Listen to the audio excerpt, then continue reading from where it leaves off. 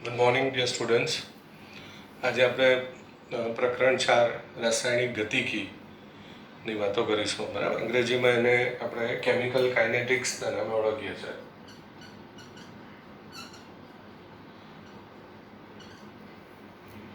આપણે ગયા વખતે તમે થર્મોડાયનેમિક્સ ભણ્યા હતા, રાસાયણિક ઉષ્માગતિશાસ્ત્ર. તો ઉષ્માગતિશાસ્ત્ર જે છે એ આપણને પ્રક્રિયા આપેલા સંજોગોમાં થઈ શકે કે નહીં એની માહિતી આપતો હતો, અને થઈ શકે તો કેટલી થઈ શકે અને કેટલા પ્રમાણમાં નિપજ બને તેની વાત કરતો હતો. એટલે કે સંતુલન અચળાંકની વાત હતી. અને બીજી વાત હતી પ્રક્રિયા આપમેળે થઈ શકે કે નહીં. તમને ખ્યાલ છે મુક્ત ઉર્જા અને એન્ટ્રોપીને આધારે એ બધી વાતો હતી. હવે એ ઉષ્માગતિશાસ્ત્રમાં એક પ્રશ્ન હતો કે ઉષ્માગતિશાસ્ત્રની મર્યાદા. તો ઉષ્માગતિશાસ્ત્ર આપણને પ્રક્રિયા થાય નહીં થાય, કેટલી થાય, આપમેળે થાય નહીં એની માહિતી આપતું હતું, પણ પ્રક્રિયાનો સમય અને પ્રક્રિયાના વેગ અંગેની જાણકારી આપણને મળતી હતી નહીં. તો એ જાણવા માટે આપણે કેમિકલ કાઇનેટિક્સ, બરાબર, કાઇનેટિક્સ એટલે ગતિશાસ્ત્ર, બરાબર. તો રાસાયણિક પ્રક્રિયાના વેગ સંબંધી, પ્રક્રિયાના સમય સંબંધી અને પ્રક્રિયાની ક્રિયાવિધિ એટલે અંગ્રેજીમાં આપણે મિકેનિઝમ કહીશું. તો આપણે એવું માનીએ કે ભાઈ પ્રક્રિયકો ભેગા થયા અને નિપજ બનાવી, પણ એવું નથી હોતું. એમાં વચ્ચે મધ્યવર્તી તબક્કા આવે, પછી એમાંથી ધીરે ધીરે નિપજ બને. તો ડિટેલમાં કેવી રીતે ટૂંકમાં નિપજ બને એની જે આપણે માહિતી બતાવીએ એને પ્રક્રિયાની ક્રિયાવિધિ કહેવામાં આવે. કારણ કે આપણે જોયું કે પ્રક્રિયકો વચ્ચે પૂરતું આકર્ષણ બળ ને બધું ઉત્પન્ન થશે તો જ એ લોકો એકબીજા સાથે જોડાવાના છે. બરાબર, આપણે જાણીએ છીએ કે રાસાયણિક પ્રક્રિયા એટલે જૂના બંધ તોડવા, જૂનું આકર્ષણ તોડવું અને નવું આકર્ષણ બનાવવું. તો એ આકર્ષણ કેવી રીતે તૂટશે, નવું આકર્ષણ કેવી રીતે બનશે, ટૂંકમાં એની બધી વાતો, નાની નાની વાતો આ મિકેનિઝમ દ્વારા આપણે સમજી શકાય. એટલે વેગ, પ્રક્રિયાનો સમય અને પ્રક્રિયાની ક્રિયાવિધિ, આ સમજવા માટે રાસાયણિક ગતિકીનો આપણે અભ્યાસ કરવો પડે છે. તો રાસાયણિક પ્રક્રિયાઓ જે છે એ વેગના સંદર્ભમાં જ આપણે વિચારીએ તો કેટલીક પ્રક્રિયાઓ બહુ ધીમી છે, કેટલીક પ્રક્રિયાઓ બહુ ઝડપી છે, કેટલીક પ્રક્રિયાઓ મધ્યમ છે. તો એ રીતે 3 પ્રકારની પ્રક્રિયાઓ આપણે બતાવી શકાય વેગના સંદર્ભમાં. તો પ્રક્રિયા વેગના સંદર્ભમાં રાસાયણિક પ્રક્રિયાના 3 પ્રકાર થવાના. બરાબર. તો અત્યંત ધીમી પ્રક્રિયાઓ, અત્યંત ઝડપી અને મધ્યમ ક્રમની પ્રક્રિયાઓ. મધ્યમ પ્રક્રિયાઓ એટલે વેગના સંદર્ભમાં. તો ખૂબ જ ધીમી પ્રક્રિયાઓ, ખૂબ જ ઝડપી પ્રક્રિયાઓ અને મધ્યમ પ્રક્રિયાઓ. અત્યંત ધીમી પ્રક્રિયાઓમાં જો આપણે જોઈએ તો આપણે હમણાં જ ભણી ગયા આપણે ધાતુનું ક્ષારણ, ધાતુ પર કાટ લાગવાની ક્રિયા. તો આપણું લોખંડને બધું કટાઈ જાય તો એ એકદમ કટાઈ નહીં જાય, બરાબર, ધીરે ધીરે ધીરે વર્ષોના વર્ષો નીકળી જાય. તો ધાતુનું ક્ષારણ છે. પછી આપણે જે પૃથ્વીના પોપડાની અંદર, જમીનની અંદર કાર્બન જે ગ્રેફાઇટ હોય એનું આપણે હીરોમાં, ડાયમંડમાં રૂપાંતર થાય. આ પણ પ્રક્રિયા બહુ ધીમી હોય, વર્ષોના વર્ષો લાગે અને ગ્રેફાઇટનું ડાયમંડમાં રૂપાંતર થાય. પછી આપણે કેટલીક કેન્દ્રીય પ્રક્રિયાઓ, બરાબર, ન્યુક્લિયર રિએક્ટરમાં જે બધી પ્રક્રિયાઓ થાય, યુરેનિયમ, થોરિયમ, પ્લુટોનિયમ, આ બધાની, તો રેડિયો એક્ટિવિટીની ટૂંકમાં જે પ્રક્રિયાઓ હોય એ પણ બહુ ધીમી હોય છે. પછી બહુ ઝડપી પ્રક્રિયાઓમાં આપણે જે એસિડ બેઝ વચ્ચે તટસ્થીકરણ કરીને ક્ષાર બનાવીએ તો એ પ્રક્રિયા બહુ ઝડપી હોય. એનો સમય નેનો સેકન્ડ અને પિકો સેકન્ડ હોય, બરાબર. આ તમારો વર્ષોના વર્ષો નીકળી જાય. આ પ્રક્રિયા નેનો સેકન્ડ્સ અને પિકો સેકન્ડ્સમાં થઈ જાય.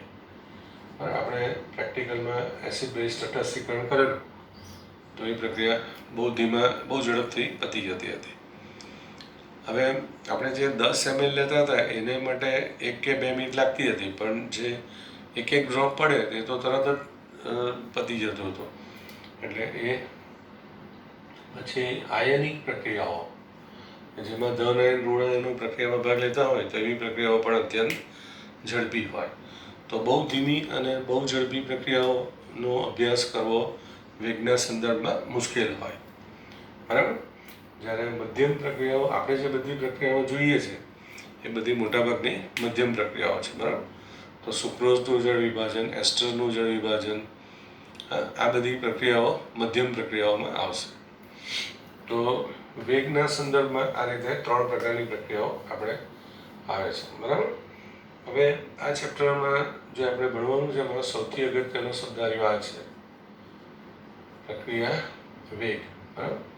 અંગ્રેજીમાં એને આપણે રેટ ઓફ રિએક્શન તરીકે ઓળખીશું.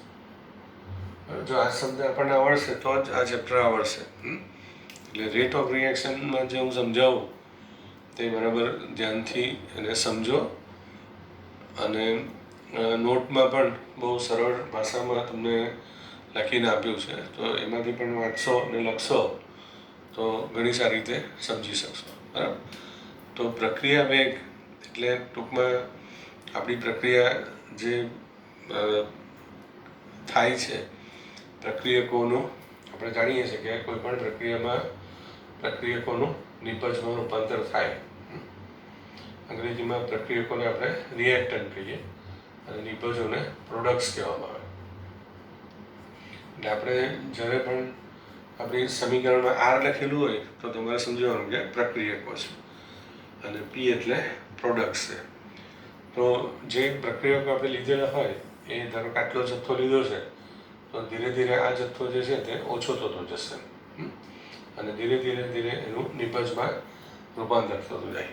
એટલે પ્રક્રિયકોનો જથ્થો હંમેશા ઘટતો જાય અને નિપજોનો જથ્થો વધતો જાય, બરાબર. આપણે જમવા બેસીએ તો થાળી આખી ભરેલી હોય તો જેમ જેમ આપણે ખાતા જઈએ તો અંદર જમવાની વસ્તુ છે તે ધીરે ધીરે ઓછી થતી જાય છે.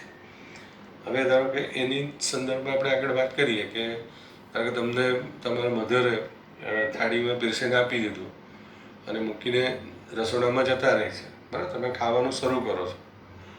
હવે તમારા મધર થોડો સમય પછી આવે અને તમને એમ કહેશે કે ભાઈ કેમ બહુ જલ્દી ખાઈ લીધું આજે, કે કેમ હજુ ખાતો નથી, આવા બધા શબ્દો એ બોલશે. તો એને કેવી રીતે ખબર પડે છે તો કે આપણી જે થાળીમાં બધી વસ્તુઓ ભરેલી છે એ જો એકદમ જલ્દી ખાલી થઈ જશે તો એ કહેશે કે ભાઈ બહુ ઝડપી ખાધું છે. પણ જો જે ભરીને આપેલું હતું એ લગભગ બધું એમને એમ પડી રહેશે તો આપણે એમને ખબર પડી જશે કે આપણે અત્યારે આમાંથી કંઈ ખાધું નથી. એટલે જે વસ્તુ આપણા થાળીમાં ભરેલી છે એ જો જલ્દી ખલાસ થઈ જશે તો આપણે એમ સમજવાનું કે આપણી પ્રક્રિયા ઝડપી છે. તો એક સાદું ઉદાહરણ સમજવા માટે આપ્યું. એવી રીતે પ્રક્રિયકો જે હોય એ ધીરે ધીરે ઓછા થતા હોય. તો જેટલા ઝડપથી આ પ્રક્રિયકો આ રીતે ઘટતા જાય એટલી પ્રક્રિયા આપણી ઝડપી થઈ કહેવાય. તો અને જેમ જેમ આપણું પ્રક્રિયકો ઘટતા જાય તેમ તેમ ધીરે ધીરે એનું નિપજોમાં રૂપાંતર થતું જાય. આ રીતે નિપજનો જથ્થો ધીરે ધીરે વધતો જાય ને આ જથ્થો ધીરે ધીરે ઓછો થતો જાય. આ જેટલો ઝડપથી ખલાસ થશે કે આ જેટલો ઝડપથી વધતો જાય એમ આપણી પ્રક્રિયા ઝડપી કહેવાય. તો પ્રક્રિયા વેગને જો આપણે વ્યવસ્થિત રીતે સમજાવવું હોય તો એવું કહેવાય કે એકમ સમયમાં, કેમ કે જ્યારે વેગની આપણે વાત કરીએ તો તમારે સમયને પણ ધ્યાનમાં રાખવું પડે. જો આપણે અહીંથી મુંબઈ જઈએ છીએ તો 2 દિવસમાં પહોંચી ગયા તો તમે એમ નહીં કહેશો કે ભાઈ અમે તો બહુ ફાસ્ટ આવી ગયા, પણ 2 કલાકમાં પહોંચી ગયા તો તમે કહેશો કે ભાઈ બહુ વહેલા પહોંચી ગયા છે. તો એવી રીતે સમયના સંદર્ભમાં આપણે પ્રક્રિયાના વેગની વાત કરશું, બરાબર. પ્રક્રિયા વેગ અથવા તો એને પ્રક્રિયાનો દર પણ કહી શકાય, રેટ ઓફ રિએક્શન કહેવાય અંગ્રેજીમાં. એટલે ઘણીવાર આ પ્રક્રિયા વેગ છે તેને બદલે આર શબ્દ પણ હશે, સ્મોલ આર. તો પ્રક્રિયા વેગ એટલે શું? તો સમયને ધ્યાનમાં રાખીને પ્રક્રિયકોનો સાંદ્રતામાં થતો ઘટાડો કે નિપજોની સાંદ્રતામાં થતો વધારો. સાંદ્રતા એટલે જથ્થો હોય. તો પ્રક્રિયકોની સાંદ્રતામાં થતો ઘટાડો અને અથવા તો નિપજની સાંદ્રતામાં થતો વધારાને પ્રક્રિયાનો વેગ કહેવાય. બરાબર, એટલે એની એક્ઝેક્ટ વ્યાખ્યા આપી હોય તો આ રીતે આપી શકાય કે એકમ સમયમાં પ્રક્રિયકોની સાંદ્રતામાં થતો ઘટાડો અથવા નિપજોની સાંદ્રતામાં થતા વધારાને પ્રક્રિયાનો વેગ કહે છે. અને જો એક સાથે લખી દેવું હોય તો આપણે એમ કહેવાનું કે ભાઈ એકમ સમયમાં પ્રક્રિયકોની સાંદ્રતામાં થતો પ્રક્રિયકો કે નિપજોની સાંદ્રતામાં થતા ફેરફારને પ્રક્રિયા વેગ કહે છે. બરાબર, તો સાંદ્રતામાં થતો ફેરફાર સમયને આધીન. બરાબર, તો જે કંઈ ફેરફાર થાય એ સમયને આધીન હોવું જોઈએ. ફેરફાર શબ્દ આવે એટલે વધારે ને ઘટવું અને વધવું બંને આવશે. તો પ્રક્રિયકો ઘટશે, નિપજો વધશે. તો સમયને આધારે એ કેટલા ઝડપથી વધે છે કે ઘટે છે એને પ્રક્રિયા વેગ કહેવાય. બરાબર, ધારો કે આ પ્રક્રિયા મેં તમને આપી છે N2 + 3H2 2NH3. હવે તમારે એનો પ્રક્રિયા વેગ કેવી રીતે લખવાનો છે તે સમજવાનું છે. તો આપણે દરેક પ્રક્રિયકનો અલગ અલગ પ્રક્રિયા વેગ લખવાનો હોય. બરાબર, તો ધારો કે N2 નો પ્રક્રિયા વેગ છે એ આપણે લખવાનો હોય. તો શું કહેવાનું, તો કે N2ની શું કીધું વ્યાખ્યા કે પ્રક્રિયકોની સાંદ્રતામાં થતો ફેરફાર સમયને આધારે. એટલે ફેરફારને માટે આપણે ડેલ્ટા લઈશું અને ચોરસ કૌંસ છે એ તમારે સાંદ્રતા છે શું માટે મોલારિટીમાં સાંદ્રતા. ચોરસ કૌંસ એટલે સાંદ્રતા મોલારિટીમાં છે સમજી લેવાનું. બરાબર, તો આ જે મેં લખ્યું છે એનો અર્થ થાય સાંદ્રતામાં થતો ફેરફાર, આનો અર્થ થાય ફેરફાર. બરાબર, ડેલ્ટા, અને આ સાંદ્રતા બતાવે છે. બરાબર, મોલર સાંદ્રતામાં, અને કોને આધારે ફેરફાર જોવાનો છે તો સમયને આધારે. એટલે જો હવે ટાઈમ અને ટેમ્પરેચર બે વસ્તુ આવશે એટલે ટાઈમને આપણે સ્મોલ ટી કહીશું અને ટેમ્પરેચર આવશે તો કેપિટલ ટી કહીશું. બરાબર, હવે ધારો કે જે પ્રક્રિયક હોય એને તમારે અહીં લખી દેવાનું. એટલે પ્રક્રિયા વેગ લખવાનું બહુ સહેલું છે, N2/Δt. હવે આ N2નો જથ્થો જે છે એ પ્રક્રિયક હોવાથી ઘટવાનો છે એટલે આપણે અહીંયા તમારે માઇનસ નિશાની મૂકી દેવાની.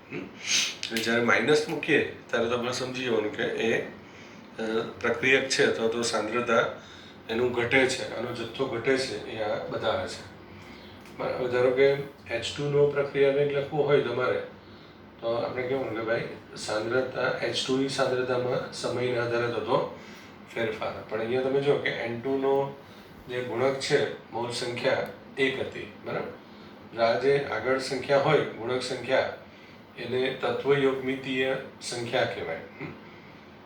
તત્વયોગમિતીય પૂર્ણાંક કહેવાય, અંગ્રેજીમાં એને સ્ટોઇકિયોમેટ્રી કહેવાય. તો તત્વયોગમિતીય પૂર્ણાંક કંઈ નહીં હોય તો 1 મોલ સમજી જવાનું. હવે અહીંયા 3 મોલ છે તો આ જે આવું લખીએ તો 3 વખત H2નું બતાવે. એટલે એક વખત માટે બતાવવું હોય તો જે ગુણક સંખ્યા હોય એના વડે ભાગાકાર કરી દેવાનું. ધ્યાન રાખજો ખાસ કે 3 વખત છે તો એક જ H2નો વેગ આપણે જાણવો હોય તો 1/3 કરી દેવાનું. અને NH3 છે એનો પ્રક્રિયા વેગ આપણે લખવો હોય તો આગળ 2 છે એટલે 1/2 કરી દેવાનું. બરાબર, બીજું કે NH3 આપણી નિપજ છે એટલે એનો જથ્થો વધવાનો છે એટલે અહીંયા તમારે માઇનસને બદલે પ્લસ કરી દેવાનું અને ΔNH3/Δt. બરાબર, તો આ થયું પ્રક્રિયા વેગ લખવાનું પદ કહેવાય એને. બરાબર, બધાનો પ્રક્રિયા વેગ અલગ અલગ લખવાનો હોય. તો પ્રક્રિયા વેગ એટલે શું, તો કે સાંદ્રતામાં થતો ફેરફાર ભાગ્યા એ માટે લાગતો સમય. તો એકમ સમયમાં સાંદ્રતામાં થતો ઘટાડો કે એકમ સમયમાં સાંદ્રતામાં થતો વધારો ને પ્રક્રિયાનો વેગ કહેવાશે. બરાબર, બીજું એક ધ્યાન રાખવાનું કે વ્યક્તિગત રીતે આ 3 મૂલ્યો સરખા જ હોય. એટલે કોણ પૂછે કે ભાઈ પ્રક્રિયા વેગના અલગ અલગ પદ આપણે જે લખ્યા એની સરખામણી કરો તો આ બરાબર આ બરાબર આ કહેવાનું. એટલે -ΔN2/Δt બરાબર -1/3 ΔH2/Δt બરાબર 1/2 ΔNH3/Δt. બરાબર, એ રીતે તમારે સરખું બતાવી દેવાનું. હવે આપણે જે વેગની વાત કરીએ તો વેગમાં ધારો કે અહીંથી આપણે તમારા ઘરેથી સ્કૂલે આવો છો કે સ્કૂલેથી તમારા ઘરે જાઓ છો તો આપણે જે વ્હીકલ ઉપર જઈએ તે ઘર સુધી પહોંચતા એક સરખી ઝડપે ચાલવાનું નથી, બરાબર. કોઈ જગ્યાએ ફાસ્ટ ચાલશે, કોઈ જગ્યાએ ધીમી ચાલશે. એટલે આપણે વેગ હંમેશા સરેરાશના સંદર્ભમાં બતાવીએ છીએ, બરાબર. કારણ કે 5 મિનિટ માટે આપણે 100-150ની સ્પીડ પર ચલાવ્યું તો ઘરે પૂછીને આપણાથી એવું નહીં કહેવાય કે અમે તો 150ની સ્પીડે ઘરે આવી ગયા. એટલે કોઈ વાર બહુ ખાડા ટેકરાવાળો રસ્તો આવ્યો કે વાંકો ચોખ્ખો રસ્તો આવ્યો તો સ્પીડ આપણે 30-40 પણ થઈ જાય. એટલે આપણે જે વેગ બતાવીએ એ હંમેશા એવરેજ બતાવીએ છીએ. એટલે આ જે બધું લખ્યું છે એ પણ એનો એવરેજ છે, સરેરાશ વેગ છે એમ સમજવાનું, બરાબર. એટલે જ્યારે તમારું આ ડેલ્ટાથી બતાવ્યું હોય વેગ તો એ તમારું સરેરાશ વેગ છે એમ સમજવાનું, બરાબર. એટલે પ્રક્રિયા શરૂ થાય ત્યારથી પૂરી થાય તે વચ્ચેનું સરેરાશ. એટલે એવું થશે કે શરૂઆતમાં પ્રક્રિયા ઝડપી થશે, પછી ધીમી થાય, એવું પણ થઈ શકશે. એટલે આ લોકોએ શું કર્યું કે સરેરાશ વેગને સમજવામાં તકલીફ પડશે કે આપણને ખ્યાલ નહીં આવે કે કયા સમયે પ્રક્રિયા ઝડપી હતી, ધીમી હતી. એટલે સરેરાશ વેગને બદલે કોઈ નવો શબ્દ આપણને આપ્યો છે, ત્વરિત વેગ. ત્વરિત એટલે આપણે કહીએ ને ઘણી વાર કે આ ઇન્સ્ટન્ટ બની ગયું, તો એને આપણે INST લખીશું, ઇન્સ્ટન્ટેનિયસ કહેવાય. ઇન્સ્ટન્ટેનિયસ એટલે તરત જ. તો ત્વરિત વેગ આપણે બતાવવાનું એટલે શું કે કોઈ બી સમયે, બરાબર. એટલે પ્રક્રિયા શરૂ થાય અને પૂરી થાય એના કોઈ પણ સમયે તમારે વેગ જાણવો હોય તો એને ત્વરિત વેગ કહેવાય, બરાબર. એટલે ત્વરિત વેગ ઉપરથી તમને ખ્યાલ આવે કે ભાઈ પ્રક્રિયા શરૂઆતમાં શું છે, ઝડપી છે, ધીમી છે, વચ્ચે શું થયું એનું, બરાબર. એટલે પ્રક્રિયાની શરૂઆત થાય ત્યાંથી પૂરી થાય એની વચમાં કોઈ પણ સમયે તમે વેગ શોધો તો એને આપણે ત્વરિત વેગ કહીશું. હવે ત્વરિત વેગ જો તમારે લખવું હોય તો આ જે લખેલું છે એમાં કંઈ નવું કંઈ કરવાનું નથી, પણ તમારે શું કરવાનું કે આ જે ડેલ્ટા છે તેને બદલે ડી કરી દેવાનું. એટલે d/dt ઓફ n2 કરી દેવાનું. ડી એટલે ડિફરન્શિએશન, એટલે વિકલન બતાવે છે. વિકલન એ ગણિતમાં થતી એક ક્રિયા છે, બરાબર. જે લોકો ગણિત ભણે છે એને ખ્યાલ હશે, બરાબર. એટલે આ n2નો જો ત્વરિત વેગ આપણે બતાવવો હોય તો તમારે આ ડેલ્ટાને બદલે ડી કરી દેવાનું, બરાબર. એ જ રીતે RH2, બરાબર. INST ઇન્સ્ટન્ટેનિયસ એટલે ત્વરિત બતાવવું હોય તો -1/3 d/dt ઓફ H2 કરી દેવાનું. ટૂંકમાં ડેલ્ટાને બદલે તમારે ડી કરી દેવાનું. ડી એટલે ડિફરન્શિએશન, વિકલન કહેવાય, બરાબર. એ રીતે H2NH3નો ત્વરિત વેગ બતાવવો હોય તો +1/2 d/dt ઓફ NH3, બરાબર. અને આની જેમ આ બધા વેગ પણ વ્યક્તિગત રીતે બધા જવાબો સરખા જ હોય. એટલે આ રીતે આપણે પ્રક્રિયા વેગ, સરેરાશ પ્રક્રિયા વેગ અને ત્વરિત પ્રક્રિયા વેગ આપણે લખવાનો હોય આ રીતે, બરાબર. ધારો કે હું અહીંયા તમને એક બીજી પ્રક્રિયા આપું છું, H2 + I2 2HI, બરાબર. હવે તમારે RH2 લખવું હોય એટલે કે H2નો પ્રક્રિયા વેગ લખવો હોય તો સરેરાશ લખવું હોય તો ΔH2/ΔT, બરાબર. એટલે H2ની સાંદ્રતામાં થતો ફેરફાર ભાગ્યા એ માટેનો સમય. અને ત્વરિત વેગ તમારે બતાવવો હોય તો d/dt ઓફ H2 કરી દેવાનું. બંને સરખું જ છે આમ આપણા અભ્યાસના સંદર્ભમાં, બરાબર. હવે H2નો વેગ, ધારો કે I2નો વેગ બતાવવો હોય તો એ જ રીતે -ΔI2/ΔT, અને ત્વરિત વેગમાં બતાવવું હોય તો -d/dt ઓફ I2, બરાબર. એટલે ડી લખેલું હોય તો એ ત્વરિત વેગ બતાવે અને આ ડેલ્ટાના સંદર્ભમાં લખ્યું હોય તો એ સરેરાશ વેગ બતાવે. હવે HIનો તમારે વેગ બતાવવો હોય, વેગ અથવા તો દર પણ તમે કહી શકો, તો 2 વખત છે એટલે 1/2 ΔHI/ΔT અથવા તો 1/2 d/dt ઓફ HI, બરાબર. આમ બંને સરખા જ છે એમ સમજવાનું, બરાબર. પણ ધ્યાન રાખવાનું કે આ સરેરાશ વેગ બતાવે, આ ત્વરિત વેગ બતાવે. ત્વરિત વેગ એટલે ગમે તે સમયે, અને પેલું જે છે તે આખી પ્રક્રિયાનો બધા મળીને ટોટલ કરીને એવરેજ શોધેલું હોય તે. કે ભાઈ આપણે 200 કિલોમીટર છે તો 4 કલાકમાં કાપ્યું તો 200/4 એટલે તમારું એક સરેરાશ વેગ છે તે 50 કિલોમીટર થયું એમ કહેવાય. બરાબર. તો હવે તમને એકાદ બીજું ઉદાહરણ આપો. ધારો કે આવું કંઈક આપ્યું છે. આ પ્રક્રિયા માટે તમને એમ કે પ્રક્રિયા વેગનો પદ લખો. જો આ પ્રક્રિયા વેગનું પદ લખવાનું બહુ અગત્યનું છે. બરાબર. ધારો કે એનો પ્રક્રિયા વેગ લખવું હોય તો આપણે શું કરવાનું કે એની સાંદ્રતામાં થતો ફેરફાર ભાગ્યા એ માટેનો સમય. હવે એની ગુણક સંખ્યા n1 છે તો 1/n1 કરી દેવાનું. બરાબર. જે 1 2 3 4 લખ્યું હોય તો એ અચળ સંખ્યા છે. જ્યારે n1 n2 કે ABCD સ્મોલ લેટર લખાય તો એ ચલ સંખ્યા કહેવાય. આમાં તમારું 1 2 3 4 ગમે તે આવી શકે. બરાબર. આ જે હોય ગુણક સંખ્યા એને તમને આગળ મેં કીધું છે યાદ રાખજો. એને તત્વ યોગમિતીય પૂર્વાંક કહેવામાં આવે. પૂર્વ અંક એટલે પહેલા લખેલો અંક. બરાબર. અને આપણે ત્વરિત વેગના સંદર્ભમાં લખવું હોય તો -1/n1 d/dt of a. બરાબર. બીનો વેગ લખવો હોય તો -1/n2 ડેલ્ટા b/Δt અથવા તો -1/n2 d/dt of b. બરાબર. બહુ સહેલું છે. એમાં કંઈ એટલું બધું ભારે કંઈ છે નહીં. એવી રીતે સી નો પ્રક્રિયા વેગ લખવો હોય તો 1/n3 પ્લસ કરી દેવાનું ડેલ્ટા c/Δt અથવા તો 1/3 d/dt of c. અને 1/n4 ડેલ્ટા d/Δt બરાબર 1/n4 d/dt of d. અને આ ચારે ચારનું મૂલ્ય બધાનું સરખું જ આવે. બરાબર.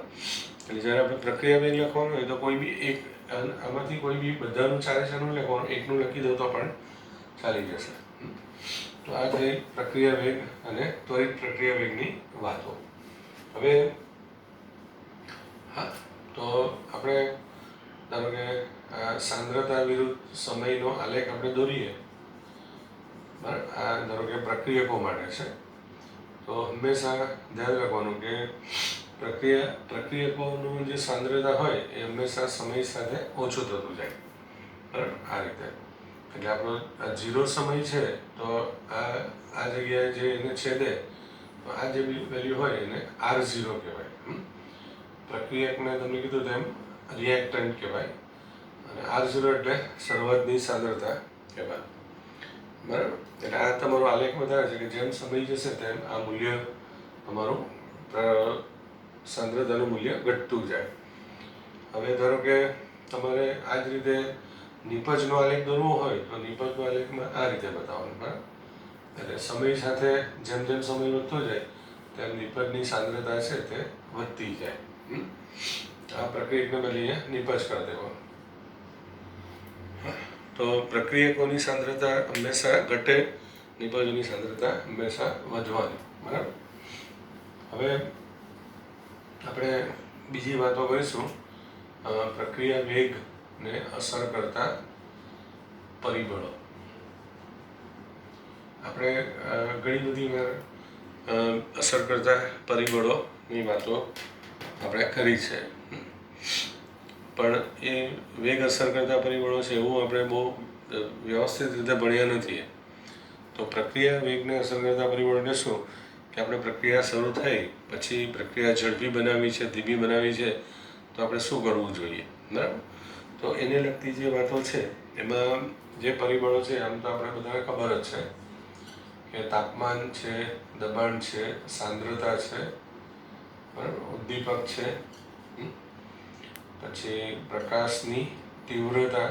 બરાબર. ઘણીવાર આપણે પારજન્મી પ્રકાશ, બરાબર, UV, hν આવું બધું બતાવીએ છીએ. પછી ત્યાર પછી ઘન પદાર્થો પ્રક્રિયામાં ભાગ લેતા હોય તો કણોની અસરકારક સપાટીનું ક્ષેત્રફળ. બરાબર. તો એમાં બહુ સરળ છે કે કણોની અસરકારક સપાટીનું ક્ષેત્રફળ એટલે શું કે ધારો કે આપણે એક આ કોલસાનો મોટો ટુકડો છે, બરાબર, આટલો એક. હવે બીજો કોલસાનો એક ટુકડો છે આટલો જ, પણ એને આપણે પાવડર બનાવી દીધા છે. બરાબર. આવી રીતે હવે આ ટુકડાને આપણે સળગાવીએ અને આને સળગાવીએ તો તમે બધાને અનુભવ છે કે જે નાના નાના ટુકડાઓ કરેલા છે, પાવડર કરેલા કોલસાના ટુકડા છે એ ઝડપથી સળગી જશે. બરાબર, એટલે એનો અર્થ એમ થવાનો કે જો પ્રક્રિયા થવા માટે પ્રક્રિયકોના અણુએ શું કરવું પડે? એકબીજા સાથે અથડાવવું પડે. બરાબર, અથડામણ અથવા તો એને આપણે સંઘાત કહીએ છીએ. સંઘાત એટલે અથડામણ થવી. બરાબર, અંગ્રેજીમાં એને કોલિઝન કહેવાય. તો જ્યાં સુધી સંઘાત ન થાય ત્યાં સુધી નિપજ બને નહીં. બરાબર, એટલે આ અણુઓ જે છે એ જો અણુઓ વધારે હોય તો અથડાશે વધારે, એટલે પ્રક્રિયા ઝડપી બનશે. એટલે તમારે એટલું યાદ રાખવાનું કે ઘન પદાર્થો હોય તો જેટલા એને પાવડર ફોર્મમાં આપણે યુઝ કરશું એટલે આપણી પ્રક્રિયા ઝડપી થશે.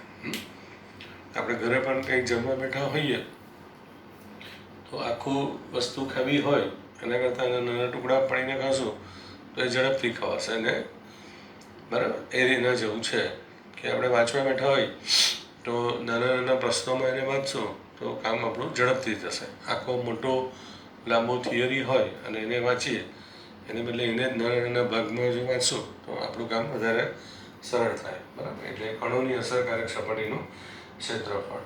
આ કહેવાનો અર્થ શું છે કે જે કણો જેટલા વધારે છે એટલું પ્રક્રિયા આપણી ઝડપી થશે. એટલા માટે આપણે જે ઉદ્દીપકો વાપરીએ છીએ એને હંમેશા આપણે પાવડર ફોર્મમાં ઉપયોગ કરીએ છીએ. બરાબર, એનું કારણ જ આ છે. પછી તાપમાન, તો તાપમાન આપણે વધારીએ તો સામાન્ય રીતે આપણી પ્રક્રિયા ઝડપી થાય છે. તાપમાન વધવાથી શું થાય કે પ્રક્રિયકોની ગતિ ઉર્જા વધે, અને ગતિ ઉર્જા વધે એટલે પ્રક્રિયકોનું અથડામણની શક્યતા વધી જાય. બરાબર, તો પ્રક્રિયકોમાં જે નિપજ બનવા માટે પ્રક્રિયકો વચ્ચે અથડામણ થવી જોઈએ. તો જેટલી અથડામણ વધારે થશે એટલું નિપજ વધારે બનશે. તો અથડામણ ગતિ ઉર્જા વધવાને કારણે વધી જાય, અને ગતિ ઉર્જા એ તાપમાન વધવાને કારણે વધશે. એટલે તાપમાન વધવાથી પ્રક્રિયાનો વેગ વધવાનો છે. બરાબર, એક સાદું ઉદાહરણ પર લઈએ. આપણે બધાને ખબર જ છે કે આપણે જે દૂધ છે મિલ્ક એ ફેટી એસિડ્સથી બનેલું હોય. લેક્ટિક એસિડ નામનો પદાર્થ એની અંદર બને તો દૂધ બગડી જાય છે. એટલે ફેટી એસિડ્સનું લેક્ટિક એસિડમાં રૂપાંતર થાય તો દૂધ બગડી જાય. એટલે દૂધ બગડવાની ક્રિયા એક રાસાયણિક ફેરફાર થયો એમ કહેવાય. તો દૂધ બગડવાની ક્રિયા તમે જોયું છે કે શિયાળામાં ધીમી હોય છે.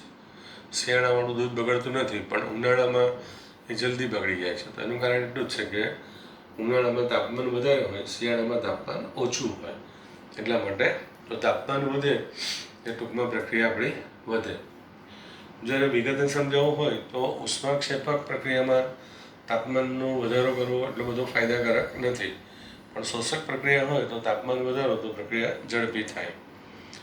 દબાણની વાત છે તો દબાણ સામાન્ય રીતે વાયુ પદાર્થો હોય તો જ અસરકારક હોય, અને દબાણ વધારીએ તો પ્રક્રિયા ઝડપી થાય, કારણ કે પી ચલે છે સી. એટલે જેમ દબાણ વધે તેમ સાંદ્રતા વધે, અને સાંદ્રતા વધે તો પ્રક્રિયા ઝડપી થવાની જ છે.